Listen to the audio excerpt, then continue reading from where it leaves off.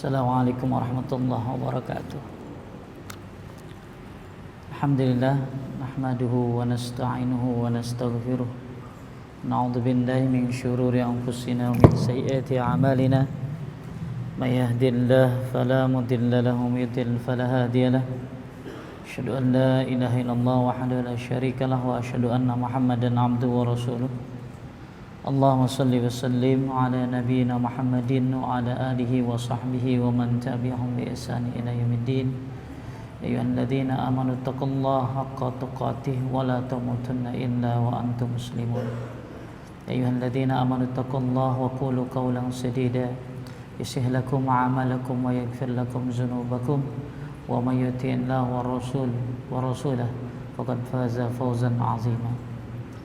Amma ba'du fa inna asdaqal hadits kitabullah wa khairal hadi hadi Muhammadin sallallahu alaihi wasallam wa syarrul umur muhdatsatuha wa kullu muhdatsatin bid'ah wa kullu bid'atin dhalalah wa kullu dhalalatin min finnar. Ma'asyiral mu'minin rahimani wa rahimakumullah. Alhamdulillah sahibul ilmi yastaghfiru lahu kullu syai'in hatta al-huta fil bahr. Orang yang menuntut ilmu dimintakan ampun oleh seluruh makhluk sampai ikan-ikan yang ada di lautan. Semoga Allah mudahkan kita mendapatkan ampunannya, mendapatkan ridhonya dengan cara menuntut ilmu. Syaikhul Islam Ibnu Taimiyah rahimallahu berkata, al khair was sa'adah wal kamal was salah munhasir fi naw'ain, fil ilmi nafi' wal amalus salih. Kebaikan, kebahagiaan, kesempurnaan, kecakapan yang sesungguhnya terbatas pada dua perkara. Kata Syaikhul Islam Ibnu Taimiyah, kebaikan, kebahagiaan, kesempurnaan, kecakapan yang sesungguhnya terbatas pada dua perkara. Fil ilmin nafi', dua perkara itu adalah ilmu yang bermanfaat. Yang kedua, wal amalus salih. Oleh karena itu, ketika kita memiliki ilmu yang bermanfaat, ketika kita memiliki amal yang saleh, maka kita seolah-olah telah memiliki kebaikan, kebahagiaan, kesempurnaan, dan kecakapan.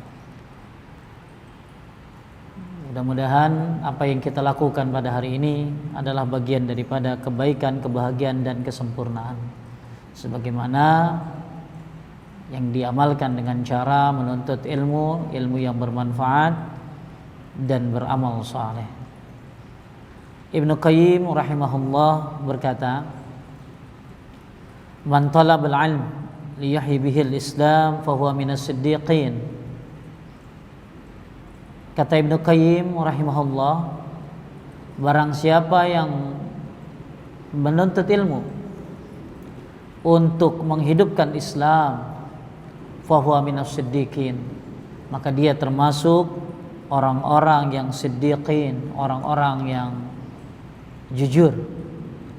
Seulangi,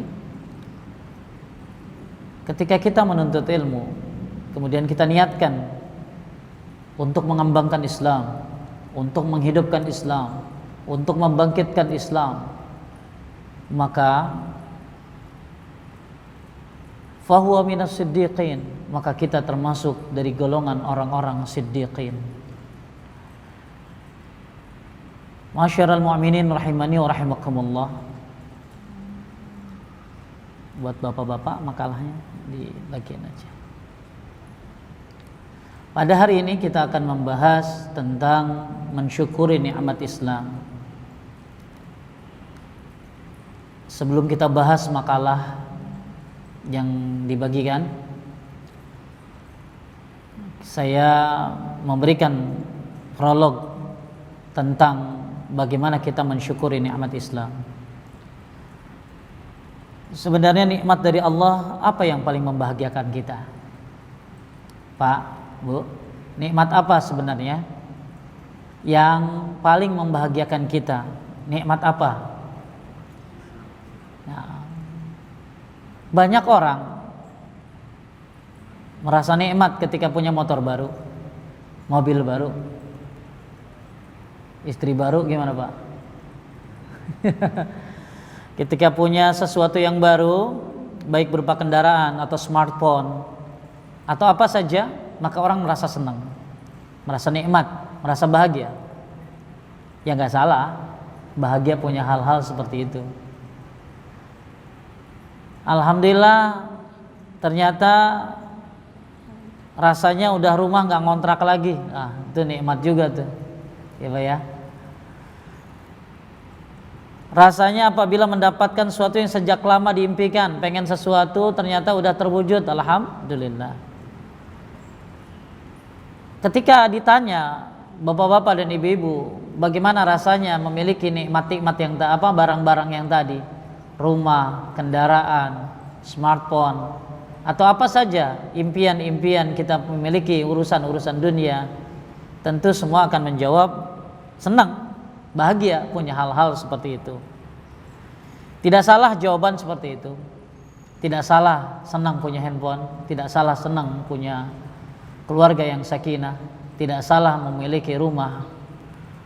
Akan tetapi jangan sampai kenikmatan-kenikmatan tadi, kenikmatan punya mobil, kenikmatan punya rumah, mengalahkan nikmat yang terbesar, nikmat yang teragung, termulia, yaitu nikmat apa tadi Pak? Nikmat Islam. Ya, alhamdulillah. Jangan sampai barang-barang benda-benda mengalahkan kita mensyukurinya daripada mensyukuri nikmat yang Allah kasih yang luar biasa, yaitu nikmat Islam. Syekh Allamah Rabi Al-Hadi Al-Madkhali hafizahullah berkata, wa 'adhamu hazihi ni'am ni'matul hidayah lil Islam, fa innahu yatarattab 'alaiha sa'adatud dunya wal akhirah. Kata Syekh Rabi bin Hadi Al-Madkhali, semoga Allah menjaganya, dan nikmat Allah yang paling besar ialah nikmat hidayah menuju Islam. Saya ulangi, kata Syekh Rabi, nikmat Allah yang paling besar ialah nikmat hidayah menuju Islam. Karena nikmat keislaman akan menghasilkan kebahagiaan dunia dan akhirat. Karena nikmat Islam akan menghasilkan kebahagiaan dunia dan akhirat. Maka kita senantiasa minta kepada Allah supaya dapat hidayah Islam, hidayah, supaya dapat hidayah terus. Ihdinas siratal mustaqim, tunjuki kami jalan yang lurus. Setiap hari kita baca. Kata Syekh Abdul Aziz bin Baz, ketika Anda manusia yang mendoakan Anda semoga Allah memberikanmu hidayah, jangan marah karena kita butuh hidayah sampai mati. Kadang-kadang kalau kita dibilangin sama orang, mudah-mudahan dapat hidayah lu, emang gua mau alap. Padahal sebenarnya nikmat hidayah kita butuhkan sampai kita mati.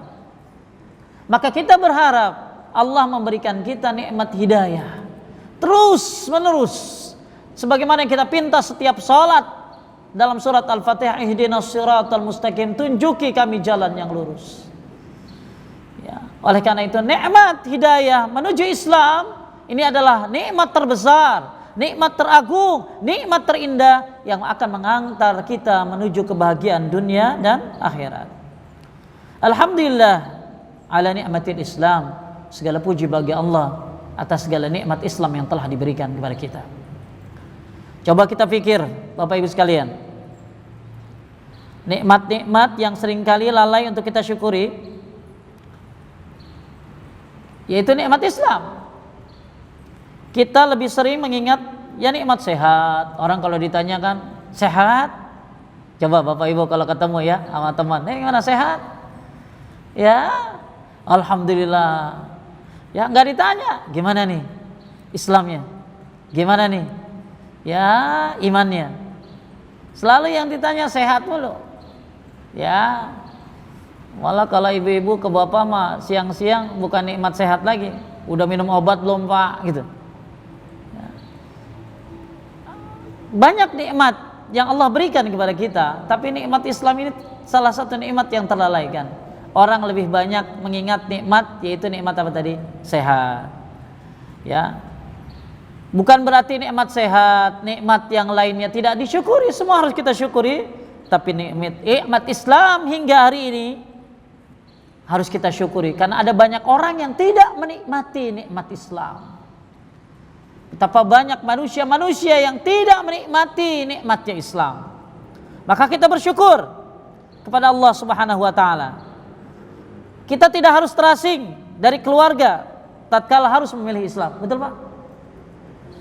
Ada orang baru masuk Islam terasing dari keluarganya, ditinggalin suaminya, ditinggalin istrinya, ditinggalin keluarga besarnya, ditinggalin anak-anaknya, sendiri saja dia. Alhamdulillah kita tidak merasakan nikmat terasing seperti itu. Ya, kita tidak harus menangis.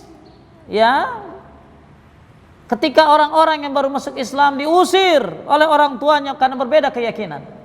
Alhamdulillah kita Islam dari kecil. Ya, kita tidak harus terusir dari lingkungan keluarga. Oleh karena itu Allah Subhanahu wa taala berfirman, "Faman yuridillahu ayyahdihu yashrah sadrahu lil Islam." Al-An'am ayat 125. Barang siapa yang Allah kehendaki akan memberikan kepadanya petunjuk, niscaya dia melapangkan dadanya untuk memeluk agama Islam. Alhamdulillah kita termasuk orang yang dilapangkan dadanya oleh Allah Subhanahu wa taala sehingga bisa memilih agama Islam, menjalankannya dan istiqamah di atasnya. Wala tamutunna illa wa antum muslimun. Jangan sampai kita mati kecuali mati dalam keadaan Islam. Imam Mujahid rahimahullah berkata, ini belum saya bahas makalahnya ya, masih sambil nunggu yang lain.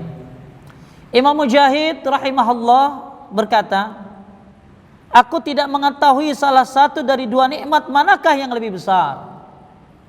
Jadi kata Imam Mujahid rahimahullah, aku tidak mengetahui salah satu dari dua nikmat manakah yang lebih besar. Ada dua nikmat, mana yang lebih besar?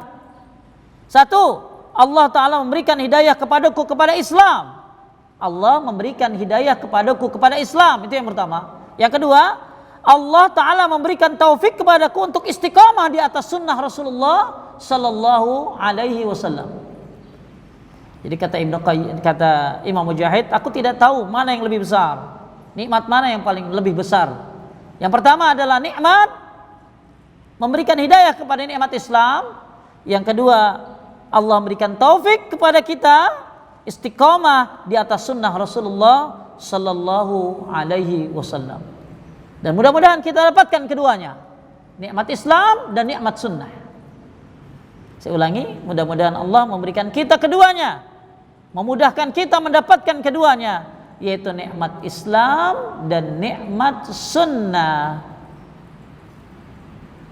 Makanya Bapak Ibu sekalian yang dimuliakan oleh Allah Subhanahu wa taala, qila lil Imam Ahmad rahimahullah, ahyakallah ya Aba Abdullah 'ala al-Islam qala was sunnah. Suatu ketika ada orang berkata kepada Imam Ahmad, wahai Abu Abdullah, semoga Allah menghidupkanmu di atas Islam. Jadi ada orang bilang begini sama Imam Ahmad, Imam Ahmad, wahai Abu Abdullah, semoga Allah menghidupkanmu di atas Islam. Kata Imam Ahmad apa? Alal Islam qala was sunnah. Jadi kata Imam Ahmad, semoga Allah menghidupkan kita di atas Islam dan sunnah. Jadi ada orang mengatakan kepada Imam Ahmad, semoga Allah menghidupkanmu di atas Islam. Maka Imam Ahmad menambahkan was sunnah, semoga Allah menghidupkanmu di atas Islam dan sunnah. Bapak-bapak, ibu-ibu sekalian dimuliakan Allah, semoga yang ada di masjid ini Allah hidupkan di dalam Islam dan sunnah. Amin ya rabbal alamin. Imam Ibnu Qayyim Al-Jauziyah rahimahullah berkata, sesungguhnya orang-orang yang melihat nikmat Allah kepadanya selain pada makanan, minuman dan kesehatan badannya, maka dia tidak memiliki bagian dari akal sama sekali. Jadi ada orang merasakan nikmat itu kalau makan enak, makan soto Lamongan yang ada di mana tuh Bu? Ya, kadang-kadang orang kalau udah kuliner luar biasa deh tuh. Ya, bubur Manado, paling ujung sebelah mana? Nikmat banget kayaknya, dicari-cari, ngantri luar biasa. Ya, kata Ibnu Qayyim Al-Jauziyah, siapa yang melihat nikmat hanya pada makanan, hanya pada minuman dan kesehatan badannya, maka dia tidak memiliki bagian dari akal sama sekali. Hati-hati, kita termasuk orang yang gak punya akal, karena hanya menikmati bagian daripada nikmat itu hanya pada apa tadi? Makanan, minuman, dan sehatnya badan. Ya, enak banget ya makannya, nikmat banget ya. Sering orang ngomong begitu tuh, nikmat banget ya. Di puncak nikmat banget ya udaranya. Tapi nikmat Islam yang Allah berikan kepada dia belum dia nikmati, belum dia syukuri, belum dia istiqomahi. Terus saya lanjutkan perkataan dari siapa? Ibnu Qayyim. Ini tadi saya sudah WA ke Ibu Ayu nih, ya, yang saya ucapkan tadi dari awal. Ya, nanti minta aja sama Ibu Ayu yang saya ucapkan dari tadi, perkataan Syekh Rabi, perkataan Imam Mujahid, perkataan Ibnu Taimiyah, kemudian perkataan Ibnu Qayyim Al-Jauziyah yang mendukung semangat kita untuk menjadikan Islam lebih baik daripada sebelumnya, supaya kita menjadi Islam lebih baik. Al-Islam ya'lu wa la yu'la. Islam itu tinggi dan tidak ada yang lebih tinggi dari Islam. Ya, oleh karena itu pembahasan pada hari ini kita akan bahas bagaimana mensyukuri nikmat Islam. Tapi sebelum kita bahas tentang mensyukuri nikmat Islam, kita bahas dulu tentang bagaimana nikmat itu.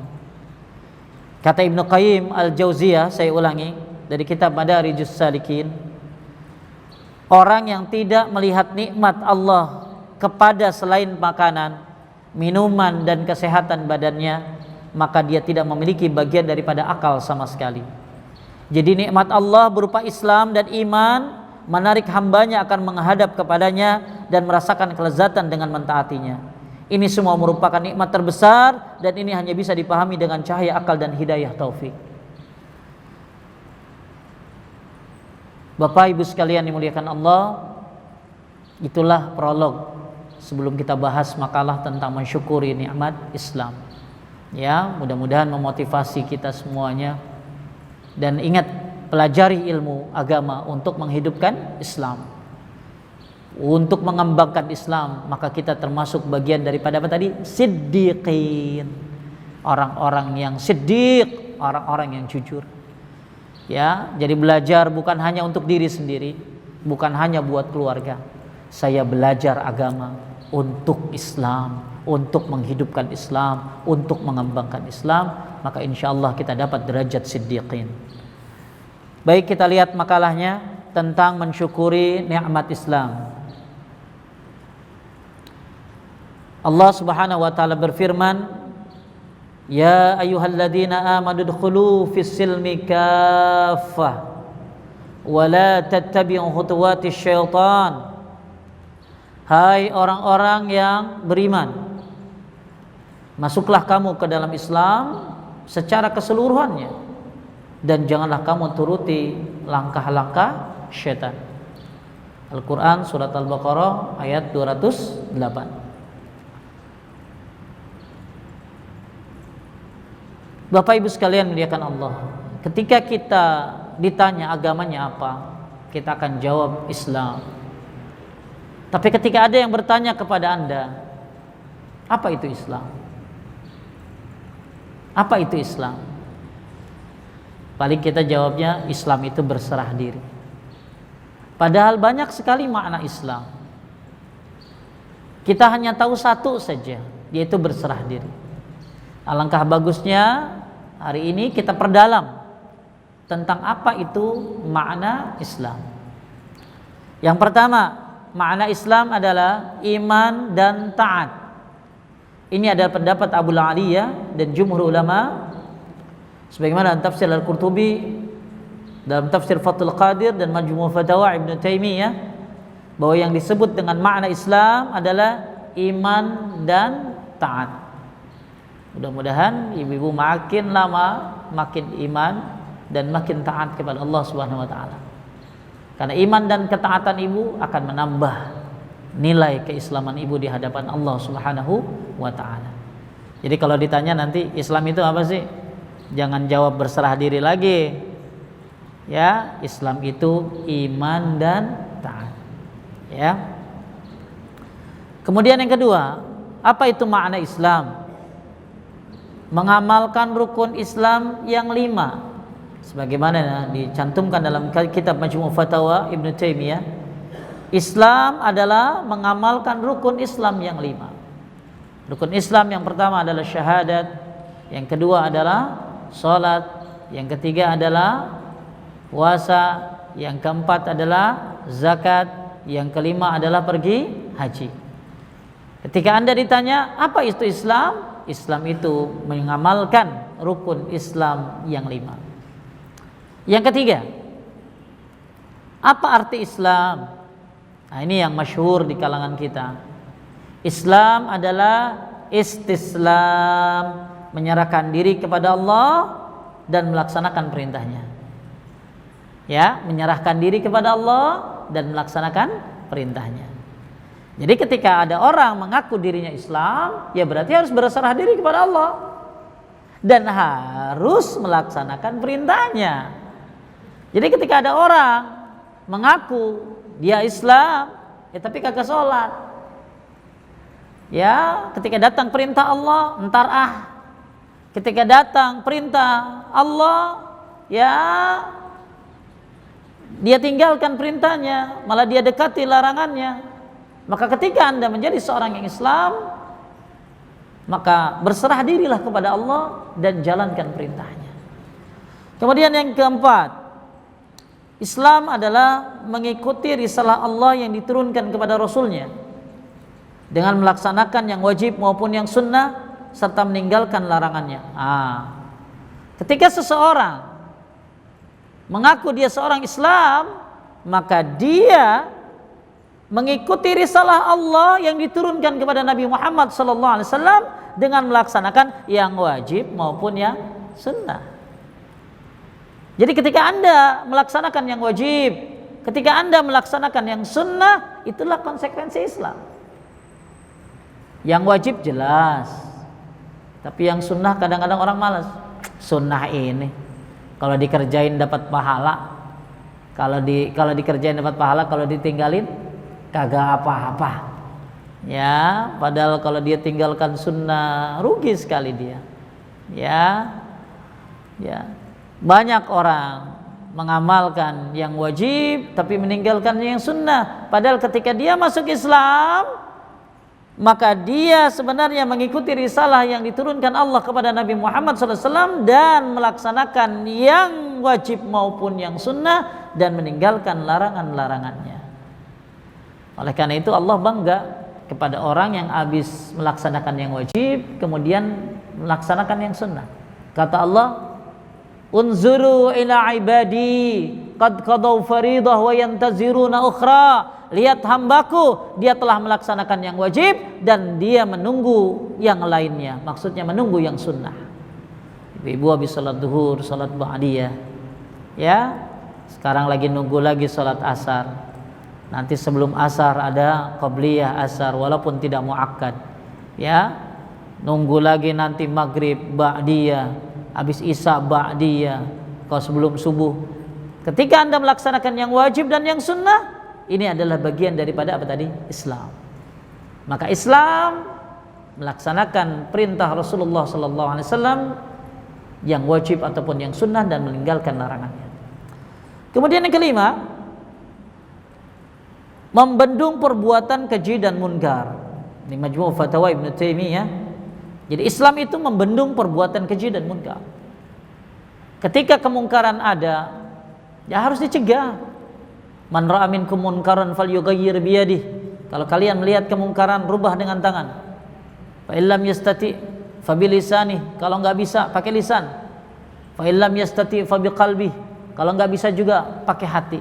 Zalika ad'aful iman. Itu adalah selemah-lemahnya iman. Ketika Anda biarkan sebuah kemungkaran, maka akan merebak kemungkaran itu. Maka Islam adalah membendung perbuatan keji dan mungkar. Orang yang membuat kemungkaran diibaratkan dengan sebuah kapal. Terus kapal itu kan ada penumpangnya, ada VVIP, ada VIP, ada reguler. Yang reguler butuh air, naik ke atas melewati yang VIP dan VVIP. Karena seringnya butuh air, maka orang reguler atau orang-orang yang di bawah VIP ini merasa, aduh, saya nggak enak nih lewatin orang kaya mulu. Ini permisalan kemungkaran ya Bu ya, kalau tidak dibendung. Kalau saya, bagaimana kalau supaya kita nggak lewatin, kayak malu kayaknya. Ya orang kaya juga ngelihatnya enak kali ya. Ini lihat oleh dia lagi. Ya, akhirnya mereka gimana kalau kita bolongin aja tuh kapalnya, kapal lautnya. Dari bawah tuh, kan mereka ada di bawah. Ya, nih reguler, VIP, VVIP. Bagaimana kalau kita bolongin aja kapalnya, biar nggak usah naik ke atas lagi. Kalau Anda biarkan, tenggelam semuanya, betul? Kalau dibiarkan, tenggelam semuanya. Ini adalah bagaimana ketika kemungkaran dibiarkan, maka akan menghancurkan semuanya. Oleh karena itu, Bapak Ibu sekalian dimuliakan Allah, al-Islam adalah membendung perbuatan keji dan mungkar. Kemudian yang keenam, apa itu Islam? Walaupun Anda nggak hafal semuanya, tapi minimal ini jadi sebuah pembendaharaan. Minimal nomor 1, nomor 2, sama nomor 3, sama nomor 4 dah hafal. Jadi kalau ditanya Islam itu apa? Islam itu iman dan taat. Islam juga itu artinya apa? Mengamalkan rukun Islam yang 5. Islam itu adalah menyerahkan diri kepada Allah dan melaksanakan perintahnya. Islam juga adalah menjalankan yang wajib dan yang sunnah dan menjauhi larangannya. Minimal 4 itu kita ngerti. 5, 6 sebagai tambahan buat kita semuanya tentang makna Islam yang didefinisikan oleh para ulama. Nomor 6, mentauhidkan Allah karena syahadat mengandung tauhid. Ini dari kitab Madarijus Salikin. Apa itu Islam? Mentauhidkan Allah. Jadi orang Islam yang nggak boleh syirik. Orang Islam nggak boleh kedukun. Orang Islam nggak boleh percaya sama ramalan bintang. Orang Islam nggak boleh yang namanya orang Islam itu ya menduakan Allah. Berarti ketika Anda mengkonsekuensikan diri Anda, aku adalah Islam, maka Anda harus mentauhidkan Allah Subhanahu wa ta'ala. Betapa banyak sekarang Islam juga tapi syirik juga. Ya, orang bilang mungkin STMJ. Ya, sholat terus, musyrik, jalan. Alladzina amanu wa lam yalbisu imanahum bidzulmin ulaika lahumul amnu wa hum muhtadun. Mereka orang-orang yang beriman dan tidak mencampur adukan imannya dengan kezaliman, kesyirikan, mereka akan mendapatkan petunjuk dan akan mendapatkan keamanan. Jadi kalau ibu-ibu, bapak-bapak pengen aman, pengen dapat petunjuk, berimanlah dan jangan campur imannya dengan kesyirikan. Insya Allah kita akan dapat keamanan dan akan dapat ketenangan dan akan dapat hidayah dari Allah Subhanahu wa ta'ala. Ya, lahumul amnu wa hum muhtadun, akan dapat keamanan. Ya. Kemudian yang ketujuh, apa makna Islam? Keyakinan hati, beramal dan menyerahkan segala urusan kepada ketentuan Allah, sebagaimana Allah mensifati Nabi Ibrahim alaihissalam dalam surat Al-Baqarah ayat 131, iz qala rabbuhu aslim qala aslamtu li rabbil alamin. Ketika Rabbnya berfirman kepadanya aslim, maka Ibrahim menjawab aslamtu li rabbil alamin, aku tunduk kepada Allah Rabb semesta alam. Jadi Islam, yang makna Islam yang nomor 7 adalah keyakinan hati, beramal dan menyerahkan segala urusan kepada ketentuan Allah Subhanahu wa ta'ala. Kemudian yang terakhir, Islam adalah berserah diri pada Allah dengan tauhid, tunduk dengan ketaatan, serta berserah diri dari kesyirikan dan ahlinya. Dari kitab Ushulus Salasah Syekh Abdul Wahhab At-Tamimi. Inilah makna-makna Islam yang banyak sekali di antara kita yang belum tahu tentang makna Islam. Bapak Ibu sekalian dimuliakan Allah, mudah-mudahan ini jadi sebuah pembendaharaan. Apa itu Islam? Ada berapa poin jadi Pak, Bu? 8. Ya, 8. Dan 8 ini mudah-mudahan menetap di otak kita, bahwa ketika seseorang menyatakan dirinya Islam, ya, coba pahami 8 makna Islam ini. Semoga dengan 8 makna Islam ini mengokohkan kita, melengkapi kekurangan kita dalam melaksanakan agama yang Allah ridhoi ini. Masyiral mu'minin rahimani wa rahimakumullah. Kemudian selanjutnya akan kita bahas apa bukti kebenaran Islam. Apa bukti kebenaran Islam? Kenapa kita memilih Islam? Yang pertama, peraturan atau kitabnya tidak pernah berubah.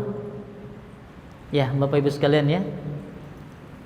Peraturan atau kitabnya tidak pernah berubah. Kebenarannya dijaga oleh Allah. Tidak ada satupun makhluk yang dapat mengubahnya. Allah Ta'ala berfirman, "Inna nahnu nazzalna dzikra wa inna lahu lahafizun." Sungguhnya kamilah yang menurunkan Al-Quran, dan sesungguhnya kamilah yang benar-benar memeliharanya. Nah, ini peraturan atau kitabnya tidak pernah berubah. Bapak pergi kemana? Ke Rusia, Anda akan temukan Quran di sana berbahasa Arab, ya Pak ya.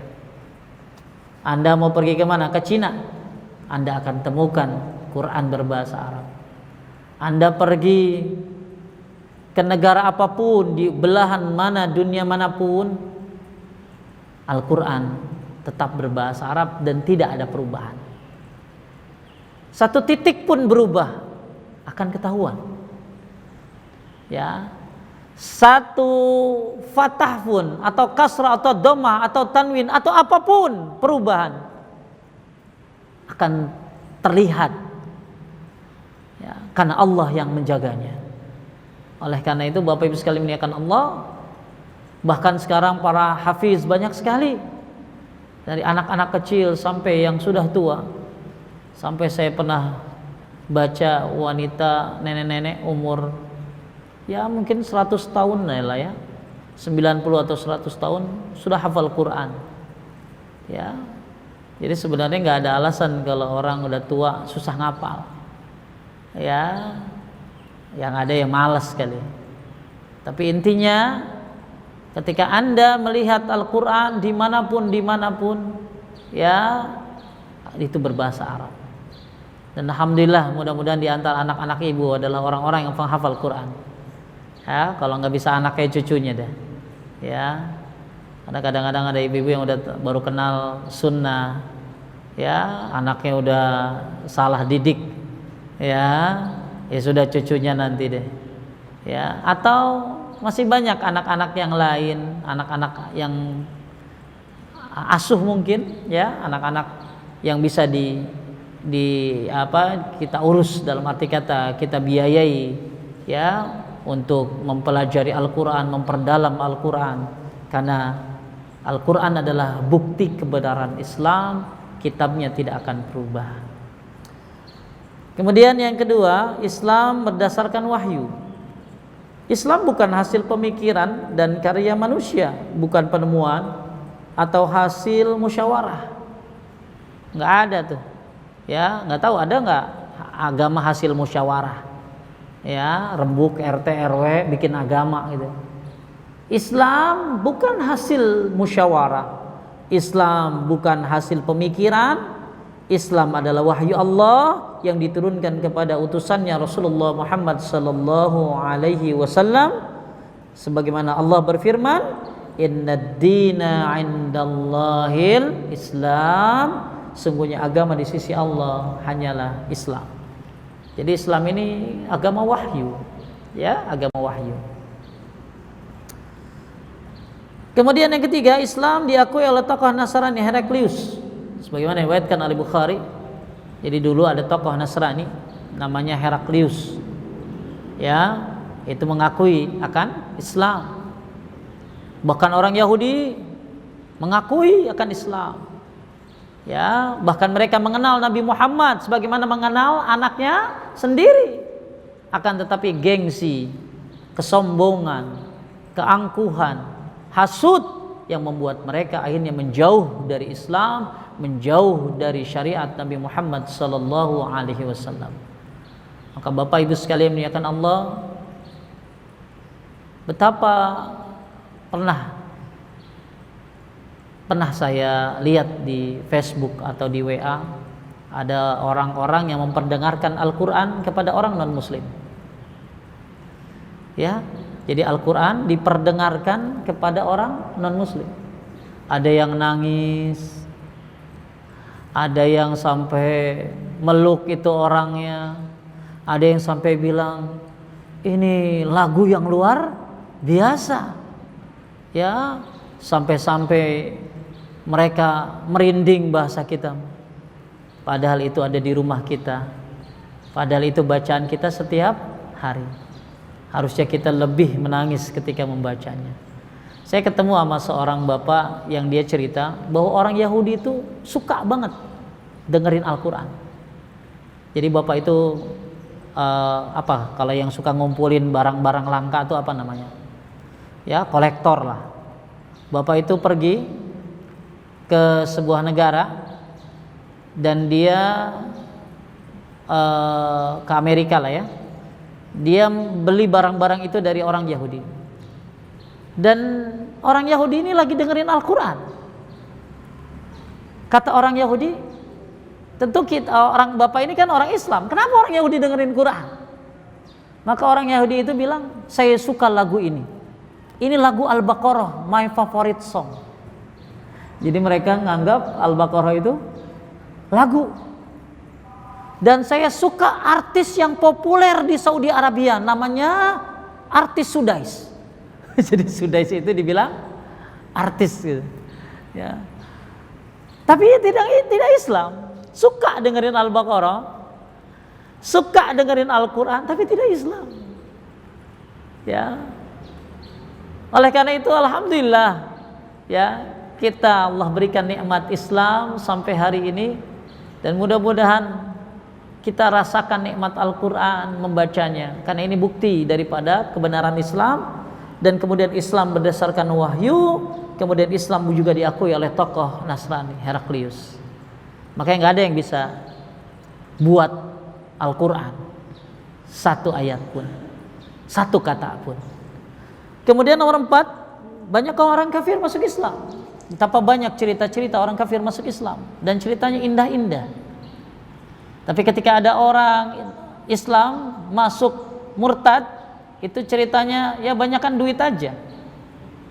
Ya, dengerin saya cerita orang masuk Islam, aduh sampai masya Allah luar biasa. Dulu dia memurtadkan calon suaminya. Jadi ada ibu-ibu memurtadkan calon suaminya. Jadi calon suaminya ini Islam, kemudian dimurtadkan. Dan dia termasuk orang-orang yang luar biasa dalam mengajarkan agama non-muslim. Kemudian akhirnya Allah berikan dia hidayah Islam. Ya, padahal dia banyak memurtadkan orang lain. Masya Allah. Inilah hidayah yang Allah berikan kepada dia. Kalau kita lihat banyak cerita-cerita tentang itu, sampai ada buku yang judulnya Berbondong-bondong Mereka Masuk Islam. Cerita-cerita bagaimana orang-orang masuk Islam itu, termasuk kisah daripada sahabat Nabi namanya Salman Al-Farisi. Ketika dia dulu menyembah api, kemudian pindah ke agama Nasrani, sampai harus jadi budak, sampai dia akhirnya menemui Islam, bertemu dengan Rasulullah SAW di Madinah. Betapa banyak kisah-kisah para sahabat yang mengagumkan ketika dalam memeluk Islam.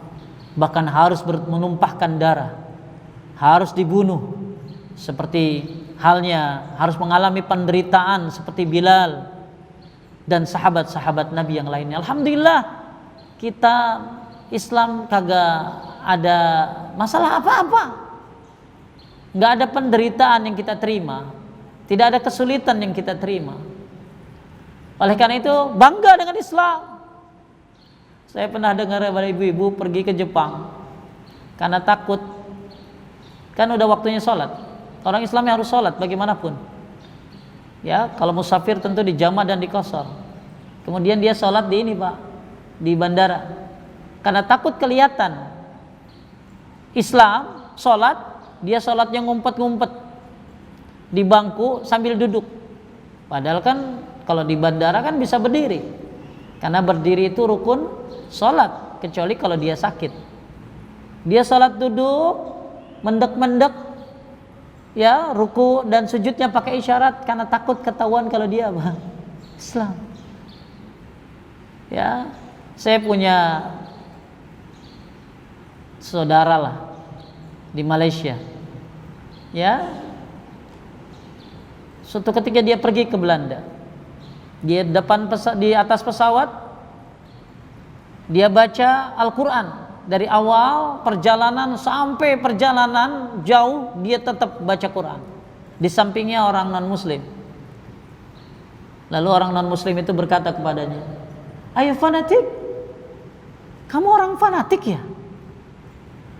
Ya, tapi dia menjawab, "Ini Al-Quran, ini kitab saya.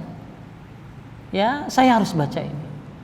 Bangga menunjukkan Al-Quran. Ada lagi ibu-ibu, begitu pengajian dress code. Kadang-kadang ada dress code tuh kalau pengajian.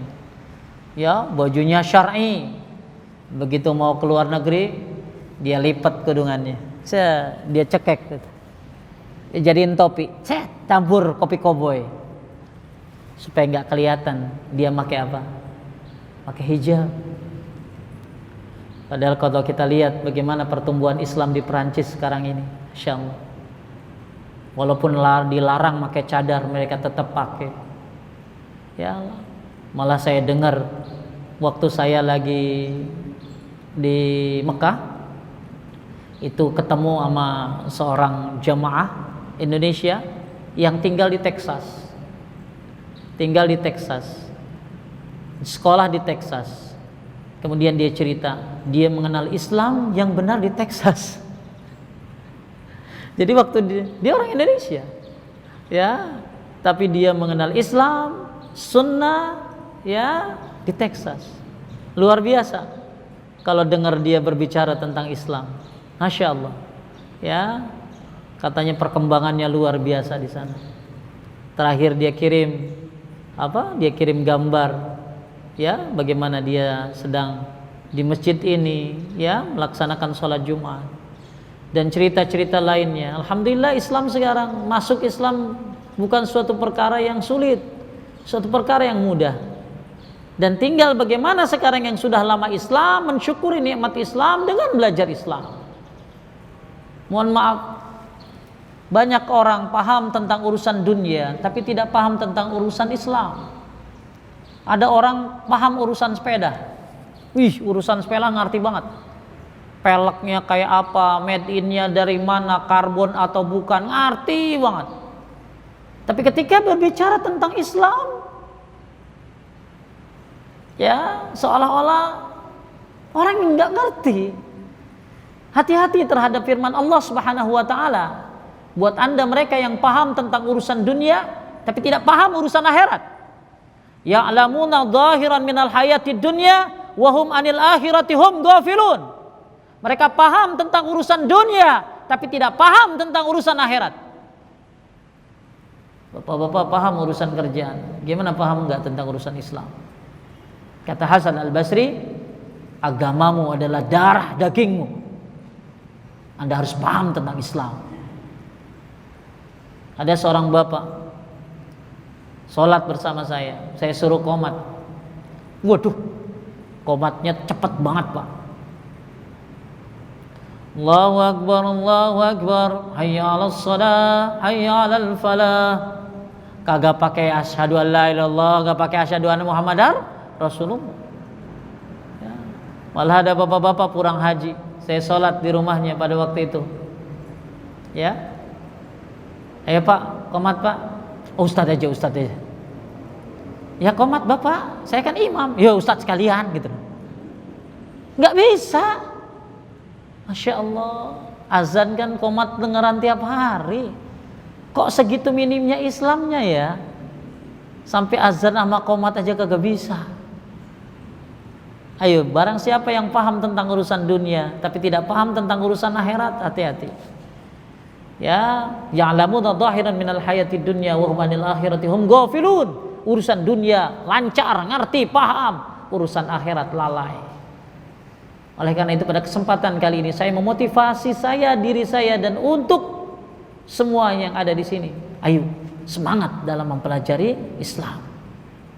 Ya, jangan hanya dikatakan saya orang Islam, tapi sebenarnya dia tidak mengerti tentang Islam, apa yang ada di dalamnya, tidak paham tentang Islam. Ya. Bapak Ibu sekalian yang dimuliakan oleh Allah Subhanahu wa taala. Kadang ada orang yang sudah lama Islam tapi kualitasnya gitu-gitu aja. Tapi ada orang yang baru masuk Islam tapi kualitasnya luar biasa. Bapak Ibu, ya, ada orang udah 40 tahun Islam. 40 tahun Islam. Ya, kemudian saya tes dia baca Quran. Acak-acakan. Tapi ada yang baru 2 tahun baca Quran, 2 tahun masuk Islam, mungkin 3 tahun. Saya tes baca Qurannya lancar luar biasa. Bahkan orang ini saya suruh baca hadis, lancar baca hadisnya pula. Masya Allah. Baru masuk Islam berapa tahun? 3 tahun. Jangan sampai Anda yang sudah lama Islam dari kecil kalah sama orang-orang yang baru masuk Islam.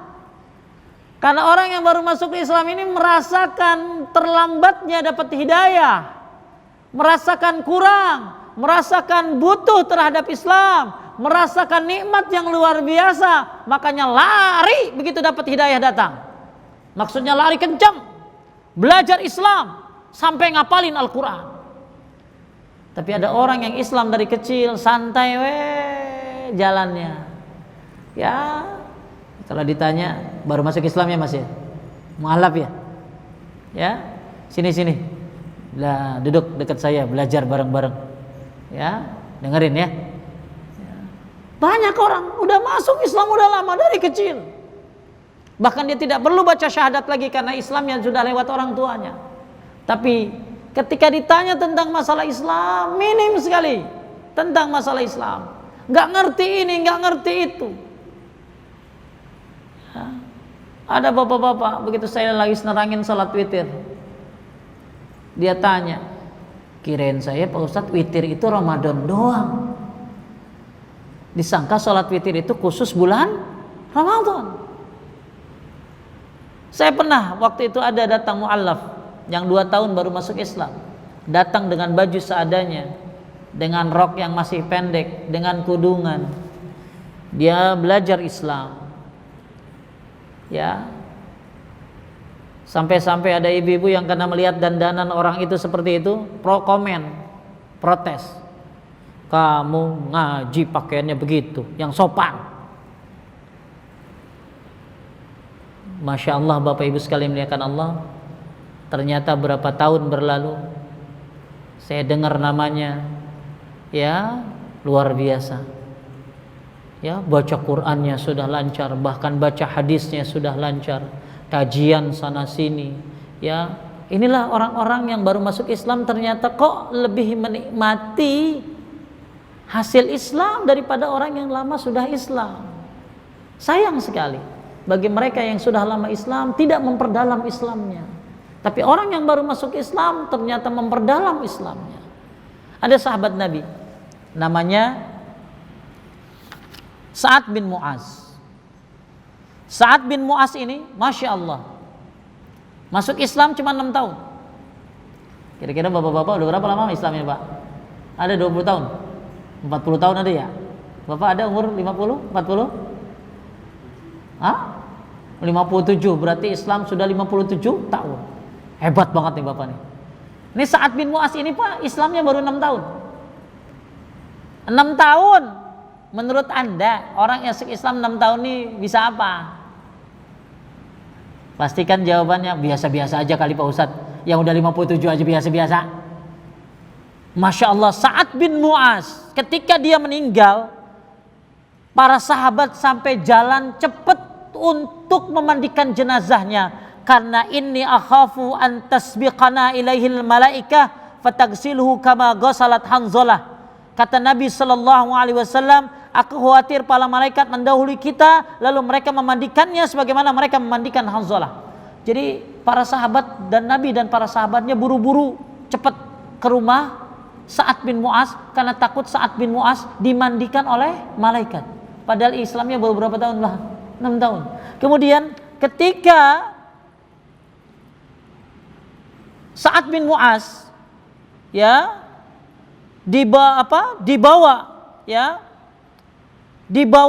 maksudnya kerandanya dibawa, mayatnya dibawa, maka Nabi sallallahu alaihi wasallam bersabda, wa qad habata minal malaikah kaza wa kaza, malaikat dalam jumlah sekian dan sekian telah turun. Maksudnya malaikat begitu diangkat mayatnya enteng sekali karena malaikat ikut mengangkatnya.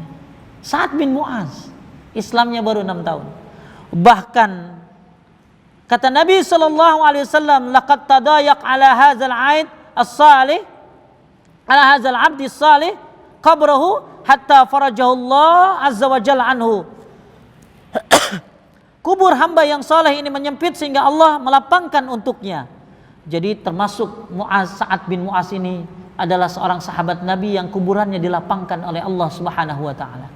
Bahkan Sa'ad bin Mu'az ketika meninggal dunia, la haula wala quwata illa billah, arsy-Nya Allah bergoncang. Arsy-Nya Allah bergoncang. Padahal baru berapa tahun tadi? Baru 6 tahun Pak. Mudah-mudahan Bapak udah 54 tahun tuh. Ya. Hadzal ladzi taharraka lahul arsy wa futihat lahu abwabus sama wa syahidahu sab'una alfa minal malaikah. Ini adalah seorang laki-laki, ini kata Nabi sallallahu alaihi wasallam buat Sa'ad bin Mu'az. Ini adalah seorang laki-laki yang arsy bergoncang karenanya. Arsy bergoncang, Pak. Arsy. Allah di mana? Di arsy. Arsy-Nya Allah bergoncang. Kenapa? Karena meninggalnya Sa'ad bin Mu'az. Pintu-pintu langit dibuka untuknya dan 70.000 malaikat menghadiri jenazahnya. 70.000 malaikat menghadiri jenazahnya Sa'ad bin Mu'az. Padahal baru 6 tahun Islam. Mudah-mudahan ini buat semangat buat kita semua nih. Ya, yang udah puluhan tahun Islam, mudah-mudahan lebih daripada ini. Ya, makanya kenapa Sa'ad bin Mu'az seperti ini? Tentu ada sebabnya. Ya, karena dia termasuk orang yang Islamnya sami'na wa ta'na, dan Islamnya itu kafah. Apa itu kafah, Pak? Menyeluruh. Ma'asyiral mu'minin rahimani wa rahimakumullah. Tapi ada juga orang masuk Islam udah 20 tahun masih bilang mu'alaf. Saya mu'alaf loh Pak Ustadz. Kapan ibu mu'alaf? Ya 20 tahun yang lalu. Ini ya. Ini kita sedang berbicarakan tentang nikmat Islam dan orang-orang yang berbahagia dengan nikmat Islam dan orang-orang yang ternyata tidak mensyukuri nikmat Islam. Maka mudah-mudahan pada hari ini meningkat nikmat Islam kita, meningkat syukur kita kepada Allah tentang Islam ini, mensyukuri dan belajar tentang Islam. Hati-hati ketika kita paham tentang urusan sesuatu dunia tapi tidak paham tentang urusan akhirat, apalagi tentang Islam. Malah Islam ini, agama ini adalah darah dan dagingmu, pantas kita perhatikan. Kemudian yang terakhir, bukti kebenaran Islam adalah penukil Islam diabadikan sepanjang masa. Dalam Islam ada yang namanya sanad, ya Bu ya. Dari siapa, dari siapa, dari siapa, dari siapa, dari siapa, dari Muhammad sallallahu alaihi wasallam. Ini namanya apa tadi Bu? Sanad. Maka tidak ada dalam agama lain sanad ini. Ya, makanya luar biasa. Inilah bukti kebenaran Islam. Yang pertama, peraturannya tidak berubah. Kedua, Islam berdasarkan wahyu. Kemudian ketiga, Islam diakui oleh tokoh Nasrani. Kemudian banyak orang kafir yang masuk Islam. Kemudian penukil Islam diabadikan sepanjang masa.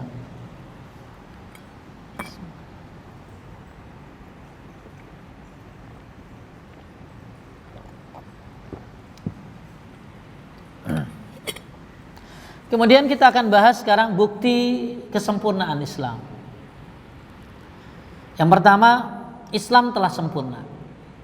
Yang pertama, Islam telah sempurna. Al-yawma akmaltu lakum dinakum wa atmamtu alaikum wa raditu lakum Islam madina. Pada hari ini telah kusempurnakan untukmu agama kamu dan telah kucukupkan kepadamu nikmatku dan telah kuridhoi Islam itu jadi agama bagimu. Jadi tidak perlu ada tambahan dalam Islam.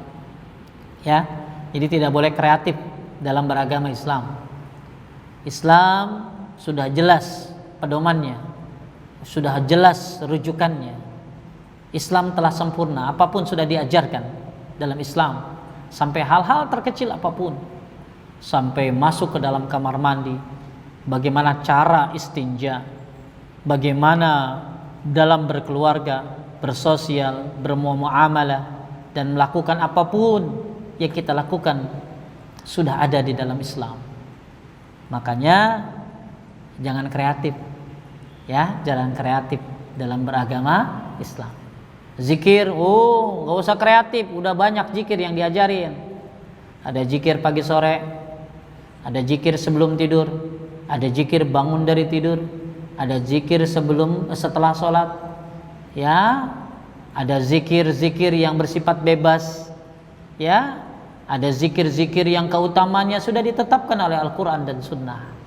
Buat apa baca zikir-zikir yang lain? Ya, cukuplah zikir yang diberikan tuntunan dari Al-Quran dan Sunnah Nabi Sallallahu Alaihi Wasallam. Apalagi zikir pengen duitnya nambah, ya, niat zikir pengen gandain duit, ya, zikir karena Allah. Ya, Bapak Ibu sekalian muliakan Allah, Islam sudah sempurna ajarannya. Tidak perlu ada tambahan-tambahan. Ya, Islam sudah menyeluruh. Oleh karena itu, yang pembahasan yang kedua, Islam membahas semua urusan. Ada sebuah hadis menyebutkan, kami pernah ditanya oleh orang musyrik, sesungguhnya aku melihat temanmu, maksudnya Rasulullah sallallahu alaihi wasallam, mengajarkan bagimu segala sesuatu, bahkan mengajarkan kepadamu tata cara buang air. Hadis diriwayatkan oleh Muslim. Ya, yang belum dapat makalahnya siapa? Coba dibagiin. Ya, di belakang mungkin belum dapat. Islam membahas segala urusan. Ya, makanya ada orang musyrik yang kagum melihat Rasulullah SAW mengajarkan para sahabatnya tentang tata cara buang air. Ya, tidak ada dalam agama lain. Ya.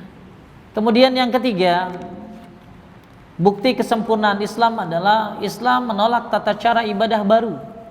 Rasulullah sallallahu alaihi wasallam bersabda, "Man 'amila 'amalan laisa 'alaihi amruna fahuwa raddun." Barang siapa yang mengadakan cara baru dalam perkara agama, maka tertolak. Diriwayatkan oleh Muslim. Islam menolak tata cara ibadah baru. Sebagaimana yang tadi, Islam sudah sempurna, Islam membahas segala urusan dan menolak tata cara ibadah yang baru.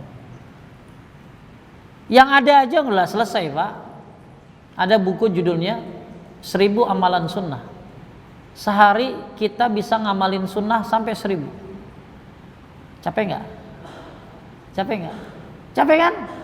Itu aja belum beres, ngapain pakai yang lain?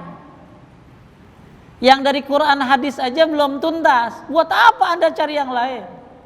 Anda mau cari sumber yang dari mana? Sumber original dari Allah dan dari Quran dan Sunnah, atau dari orang-orang yang tidak dijamin oleh Allah dan Rasulnya?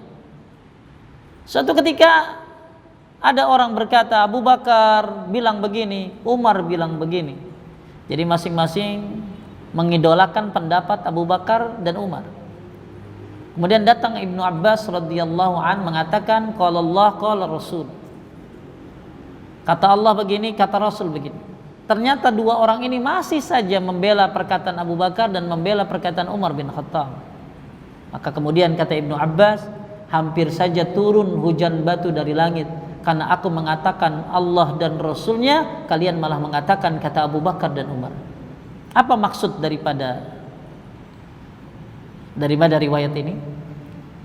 Bahwa manusia sekali berabu Bakar dan Umar tidak bisa mengalahkan Al-Quran dan hadis. Tidak bisa Allah dan Rasulnya dikalahkan oleh Abu Bakar dan Umar. Walaupun Abu Bakar dan Umar adalah termasuk manusia yang terbaik, termasuk dijamin surga, apalagi mereka manusia yang lebih bawah daripada itu. Ya, datang ibu-ibu sama saya, Ustaz, saya punya buku zikir dari kiai besar yang sangat besar. Saya bingung tuh, kiai besar yang sangat besar. Kemudian ditunjukkan buku zikirnya. Aduh ibu, maaf ini nggak tahu dalilnya dari mana, ini dalilnya dari mana.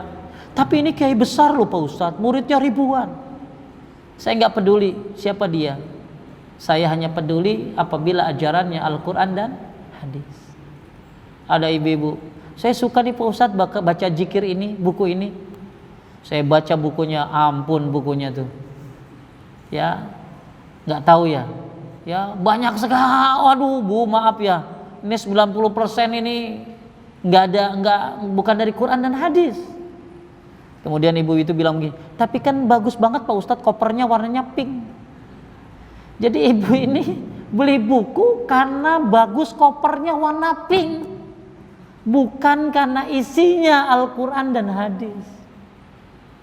Apa sulitnya dia bertanya tentang Islam? Ya, hari gini nanya Ustadz tuh gampang, nggak kayak dulu. Dulu pengen nanya Ustadz mungkin agak sulit. Terus datang ke majelis taklimnya, nungguin kajiannya, ngantri nanyanya. Sekarang mah Ustadz tinggal di ping. Assalamualaikum. Ya, sehat Ustadz, boleh tanya enggak? Ya, ya kalau Ustadznya sempat dijawab, kalau nggak sempat besoknya. Ya, apa susahnya? Ya, untuk bertanya tentang Islam sekarang ini. Kalau ada ibu-ibu mau beli buku aja, mau tahu dulu bukunya. Buku terus share ke Ustadz. Boleh nggak Pak Ustadz beli? Saya bacanya malam. Ya, mungkin ibu itu nungguin aja di Gramedia itu bukunya. Ya, supaya apa susahnya sekarang bertanya tentang Islam kepada para Ustadz? Yang ngajar di Majelis Taklim Al-Hujah ini luar biasa, banyak sekali Ustadznya. Ya, luar biasa Ustadz-Ustadz besar. Ya, memberikan nomor-nomor teleponnya, WA-nya, Telegramnya. Gak sedikit ibu-ibu ikut grup-grupnya. Bertanya gampang sekali, apa yang disusahkan? Tapi ketika Anda sudah datang, sudah ikut grup, sudah ikut tentang masalah agama, dibaca, diamalkanlah. Itu tanda bagian daripada mensyukuri Islam. Saya Pak Ustadz grupnya ada 40. Tapi ditanya tentang masalah Islam kagak ngerti, berarti kagak dibaca itu. Ya, dibaca, banyak sekali ilmu sekarang, mudah sekali. Ya, oleh karena itu jangan mengatakan saya kok belum tahu ya Pak Ustadz ya, saya nggak ngerti nih Pak Ustadz ya. Banyak, silakan tanya. Ya, mudah untuk zaman sekarang ini mengetahui tentang Islam. Jadi Islam menolak tata cara ibadah baru. Ya, Islam apa adanya yang sudah disampaikan oleh Al-Quran dan Sunnah Nabi Sallallahu Alaihi Wasallam. Yang keempat, Islam untuk semua makhluk. Agama Islam yang dibawa Rasulullah Sallallahu Alaihi Wasallam adalah agama untuk semua makhluk di penjuru dunia dan berlaku sampai hari kiamat. Berbeda dengan agama para Rasul sebelumnya yang terbatas waktu dan pemeluknya. Allah Ta'ala berfirman yang artinya, dan tidaklah kami mengutus kamu melainkan untuk rahmat bagi semesta alam. Wa ma arsalnaka illa rahmatan lil alamin. Ya, Nabi Muhammad diutus untuk rahmat sekalian alam. Kalau nabi-nabi diutus dulu bagaimana daerahnya? Ya. Tapi Nabi Muhammad untuk semesta alam ini. Nabi Muhammad membawa Islam untuk seluruhnya. Ya. Nomor 5, Islam menghapus agama samawi yang lain. Ibnu Katsir berkata firman Allah yang artinya innad dina 'indallahil Islam. Sungguhnya agama di sisi Allah hanyalah Islam, menunjukkan semua agama yang dahulu diganti. Oleh karena itu, Bapak Ibu sekalian muliakan Allah, ada orang Quran aja belum dia baca, apalagi hadis. Udah baca kitab-kitab lain. Dan kagum dengan kitab lain itu, Masya Allah. Dia baca ya kitab-kitab bukan dari agamanya, kita bukan. Dia baca kitab-kitab agama lain. Pengen tahu Quran aja belum beres, baca aja belum benar, apalagi baca hadis. Apa kurang? Quran dan sunnah ini sudah sangat komplit, sudah sangat luar biasa sempurnanya. Kenapa harus pakai yang lain? Lain lagi kalau ada orang memang mempelajari sesuatu untuk membantahnya. Ya, seperti siapa? Dr. Zakir Naik. Ya, dia mempelajari sesuatu ya yang bukan dari agama dia, tapi tujuannya kan untuk menyebar ini loh kesalahannya. Lah ini dia ngerti belum tentang Quran, ngerti belum tentang hadis, sudah baca yang lain. Please, ya cukup Al-Quran dan Sunnah saja. Ya baca perdalam. Ya, dan ingat, niatkan ketika Anda belajar apa tadi? Kata Ibnu Qayyim, untuk menghidupkan Islam, mengembangkan Islam, maka Anda termasuk orang yang siddiqin, orang-orang yang siddiq, orang-orang yang jujur. Kemudian kita akan bahas sekarang, setelah kita bahas bagaimana bukti kebenaran Islam, bukti kesempurnaan Islam, kemudian kita akan bahas sekarang keistimewaan Islam apa aja. Yang pertama, Islam menghendaki kemudahan. Ya, Islam menghendaki kemudahan. Sebagaimana surat Al-Baqarah ayat 185, ya. Allah menghendaki kemudahan bagimu dan tidak menghendaki kesukaran bagimu. Ya, jadi Islam itu mudah. Bagi siapa? Bagi orang yang mau menerima apa yang disampaikan oleh Allah dan Rasulnya. Kadang-kadang ada orang yang merasa Islam itu sulit karena dia belum mengerti tentang Islam. Islam ini penuh dengan kemudahan, penuh dengan kemudahan. Ya. Kemudian yang kedua, memerintah menurut kemampuan. Allah Ta'ala berfirman, Allah tidak membawa seseorang melainkan sesuai dengan kesanggupannya. Surat Al-Baqarah 186, ya. Memerintah menurut kemampuan. Allah tidak membebani melainkan dengan kesanggupannya. Sanggupnya gimana? Ya.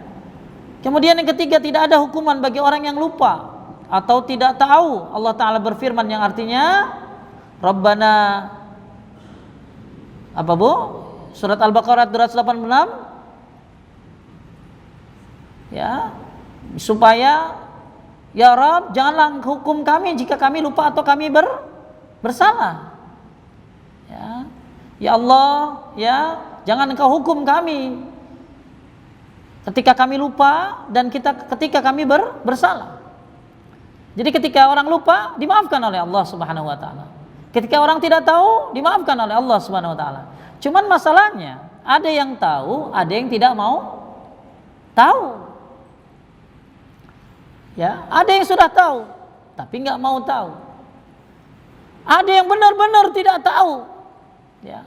Oleh karena itu kita berharap, ya Allah, berikan kita ilmu yang bermanfaat. Ya Allah, tambahkan ilmu kami. Rabbi zidni ilman. Ya Allah, faqihna fid din. Faqihkan kami dalam agama kami. Ini yang keempat, ini yang ketiga, maaf, tidak ada hukuman bagi orang yang lupa, ya. Kemudian Islam mengajak umat bersatu. Islam mengajak umat bersatu di atas agama Allah. Wa'tasimu bihablillahi jami'an wala tafarraqu.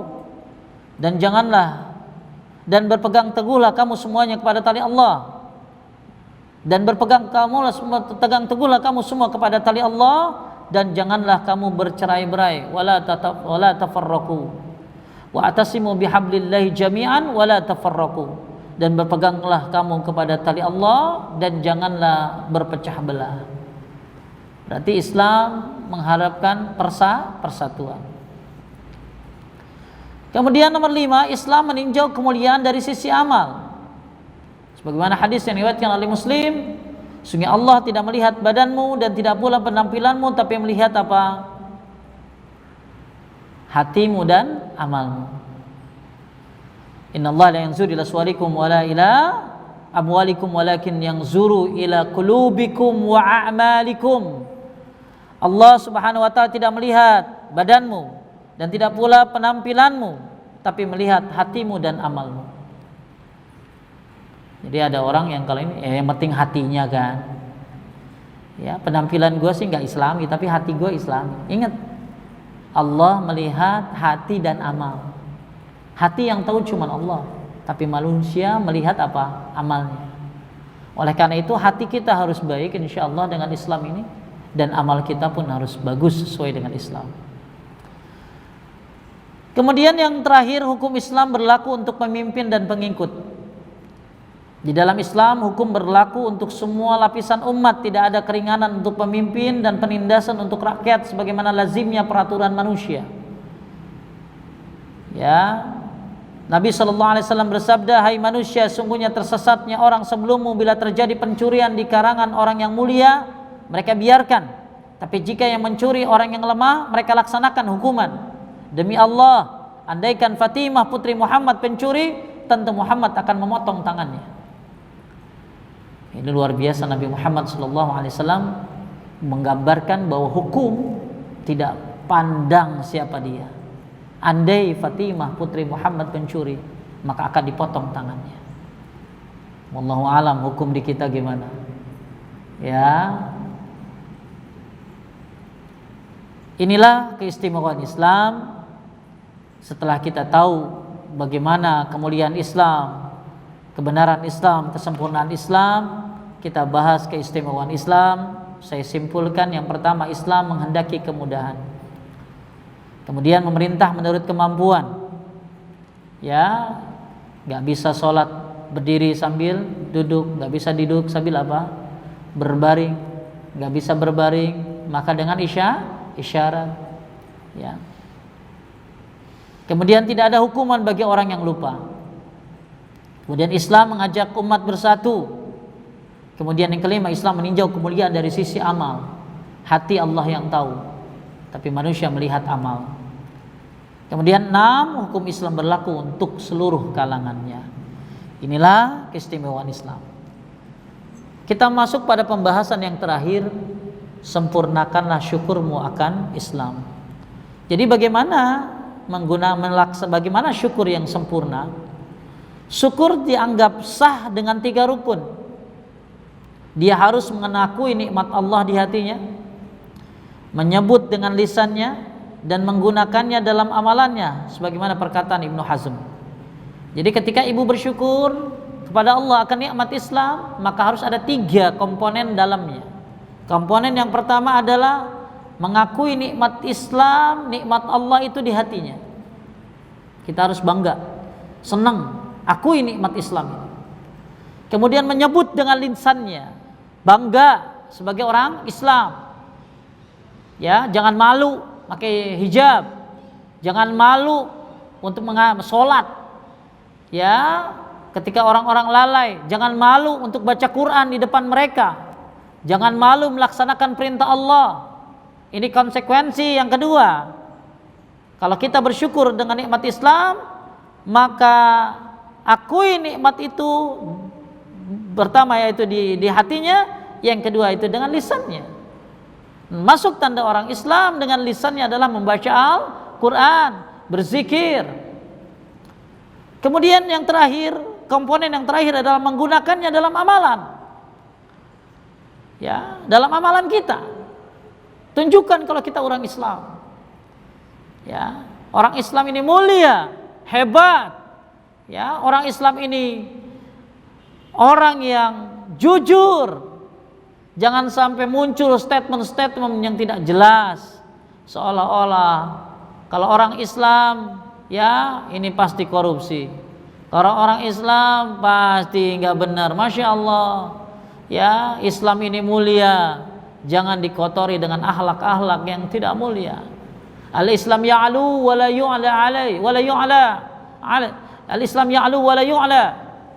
Al-Islam ini tinggi dan tidak ada yang lebih tinggi daripada Islam.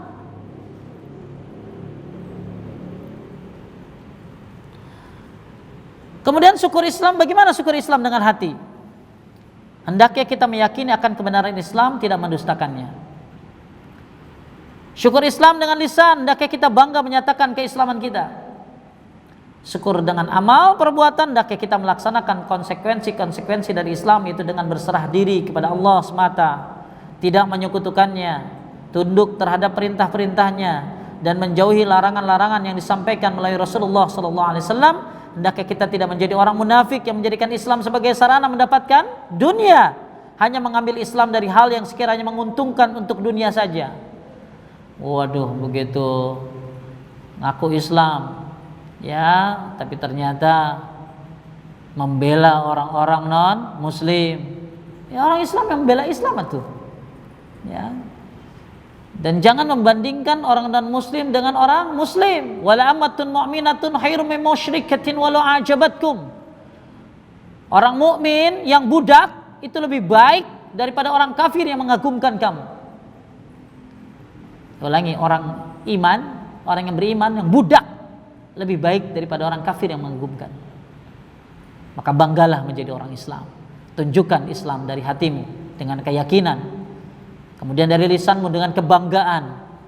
Maksud bangga baca Quran, maksud bangga untuk berzikir pagi dan sore, berzikir sebagaimana yang dijalankan oleh Rasulullah SAW. Dan termasuk yang terakhir dengan amalan kita, berserah diri, menjalankan perintahnya, menjauhi larangannya. Dan hendaklah kita tidak mengambil jalannya orang-orang munafik yang mengambil Islam hanya untuk keuntungan dunia. Semoga Allah Subhanahu wa taala mematikan kita di atas Islam dan sunnah, menghidupkan kita di atas Islam dan sunnah. Ma'asyiral mu'minin rahimani wa rahimakumullah. Inilah pembahasan kita pada hari ini. Ya, mudah-mudahan memotivasi semuanya untuk bangga dengan Islam, terus belajar. Dan ingat niatnya apa tadi? Ketika belajar untuk menghidupkan Islam, untuk mengembangkan Islam, untuk mengamalkan Islam, mengajarkan Islam. Maka insyaallah kita termasuk golongan yang siddiqin. Dan tentu akan ada cobaan-cobaan, fitnah-fitnah di akhir zaman ini. Insyaallah fitnah ini akan menyeleksi siapa orang yang benar-benar Islam. Saya ingat sebuah tulisan yang saya baca dari telegram ulama-ulama di Yaman. Ada perkataan yang bagus dari Syekh Mukbil bin Hadi Al-Wadi. Ketika fitnah muncul, akan muncul kesatria-kesatria Islam. Ya, ketika fitnah muncul, akan muncul kesatria-kesatria Islam. Ya, banyak fitnah di akhir zaman ini. Nah, kelihatan deh mana yang Islamnya ecek-ecek. Udah kelihatan deh tuh Islam orang-orang munafik. Ketika fitnah muncul, kelihatan deh tuh orang-orang yang konsekuen terhadap Islam, kelihatan. Makanya kata Syekh Mukbil, ketika fitnah datang akan muncul kesatria-kesatria Islam. Termasuk sebaliknya, akan kelihatan orang-orang yang mengambil keuntungan dari Islam. Akan kelihatan orang-orang munafik. Ya. Bagaimana kita menolong Islam, Pak Ustadz? Bagaimana kita menolong Islam? Ibnu Qayyim Al-Jauziyah berkata, "Wa in lam takun min ansari Rasulillah sallallahu alaihi wasallam fatanazalul harb." Kalau kalian tidak bisa menolong Rasulullah sallallahu alaihi wasallam untuk turun ikut berperang, fakun min ihrasatil hiyam, maka jagalah kemah-kemahnya. Jadi gini Pak, Bapak ibu nggak bisa dakwah kayak para asatiz. Pengen ngembangin Islam Pak Ustadz, tapi kagak bisa ceramah saya, kagak bisa kayak Pak Ustadz. Ya, kalau Anda pengen membantu Islam, kalau zaman dulu kan ikut Nabi Sallallahu Alaihi Wasallam, berperang bersama Nabi Sallallahu Alaihi Wasallam, mengajarkan bersama Nabi Sallallahu Alaihi Wasallam. Kalau nggak bisa, fakun min hirasatil hiyam, jaga kemah masing, jaga kemahnya. Kan orang-orang lagi pada perang tuh, jaga apa tuh?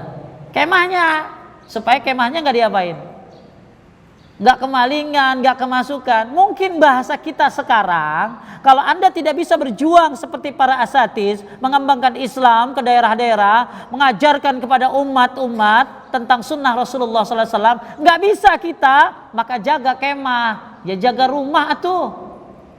Rumah Anda jangan kemasukan aliran-aliran sesat. Rumah Anda jaga dari segala pemikiran-pemikiran yang salah. Anak-anak diajarkan Islam yang benar.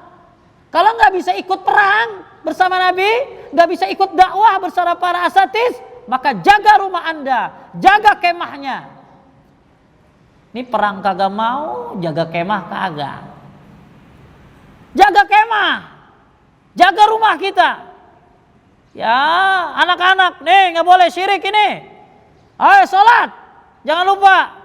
Ya, jaga kemah kita. Qu anfusakum wa ahlikum nara, jaga dirimu dan keluargamu dari api neraka. Kalau nggak bisa dakwah seperti para asatiz, mengajarkan Al-Quran dan Sunnah, maka jaga rumah-rumah Anda, lingkungan Anda dari perkara-perkara yang merusak Islam.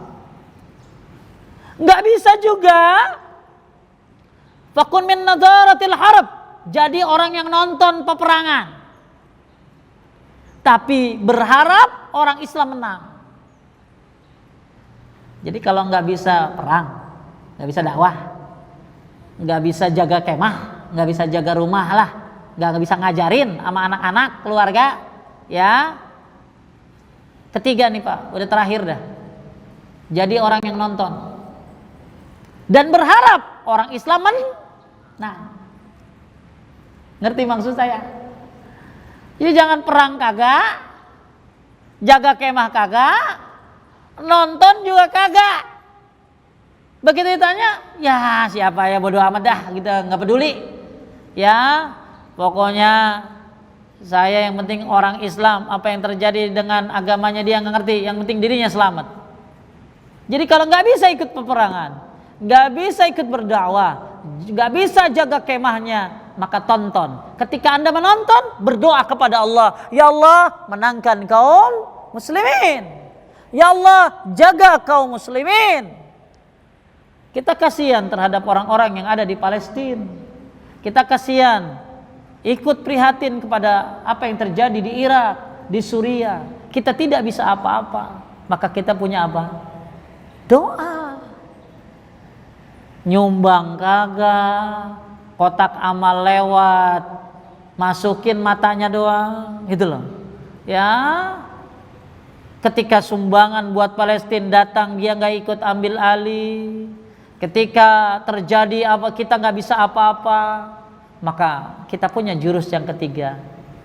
Jadilah para penonton yang berharap kemenangan buat kaum muslimin.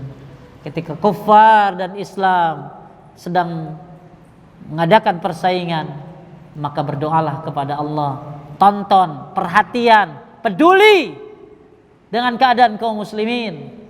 Maka termasuk bagian daripada kebahagiaan, kata Imam Syatibi, adalah orang-orang yang sangat peduli dengan saudaranya sesama muslim.